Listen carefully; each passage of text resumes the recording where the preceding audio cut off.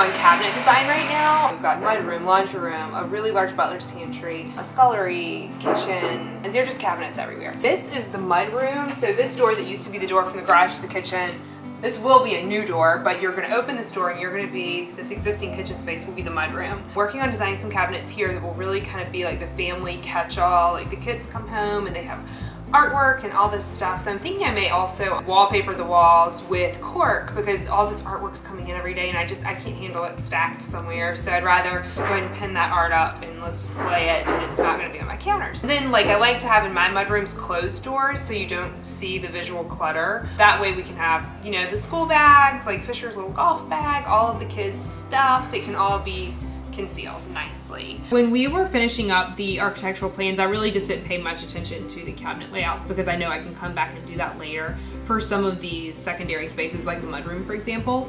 I started working on the mudroom cabinetry plans this weekend and it just was killing me because as you see on the plan, it's just these built-ins just like stuck in the room. They're just jutting out and everything in this house and the original design is just so intentional. I mean, there are lots of pockets of dead space that were created just so the door folded back and was completely against a wall.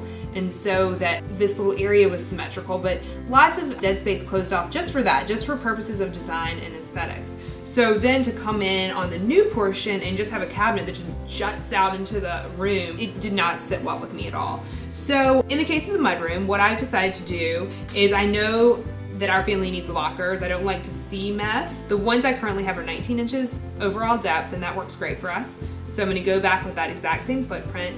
But to make it look more deliberate aesthetically, what I want to do is I'm actually gonna make the side of the cabinet come all the way over to the opening to the kitchen door and then repeat that here. And basically this would all be a paneled cased opening that leads into the kitchen this way.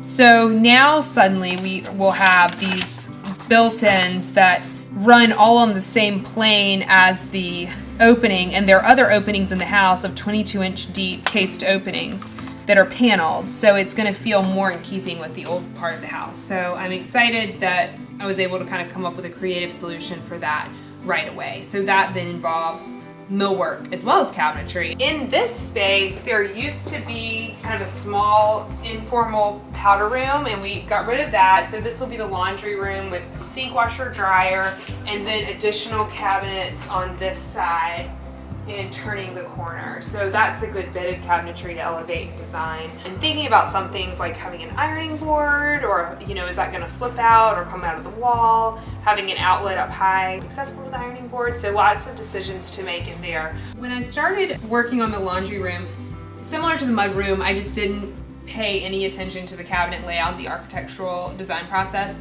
for the addition. I just said, okay, the shape, the size of the laundry room is fine. I'll figure out the cabinets later. So elevated the walls and started designing the cabinets, and now I'm really gonna be changing things around, but this is pretty typical. So originally it was drawn, the sink here, the cabinets break under the window, and then the washer and dryer here in the corner. What I determined, this space, that is 6.5 feet from the washer and dryer to the sink. And so I was thinking, I was like, wow, that's really far. That's not gonna be very practical. So what I did then is I came in and I put the washer and dryer. So good time to know your actual model numbers. And I say to always plan for at least 36 inches of depth because a lot of times I think the architects draw them in at 30 and it's not enough space. We end up having things that are bumped out too far. And I also like to run countertop on top of mine so you have a really nice deep folding surface. Putting the sink here next to the washer and dryer, there's still plenty of room for that.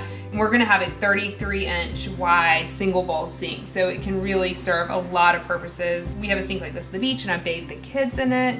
I've put a dog in it before. You can fill it with ice and put beer in it. You can do anything with this huge single bowl sink. So the next thing I've figured out architecturally that's really odd to me is this wall just jogs and then it goes back, and I just think that would look ridiculous. So I'm going to fur this wall out so you'll never even know that jog is there.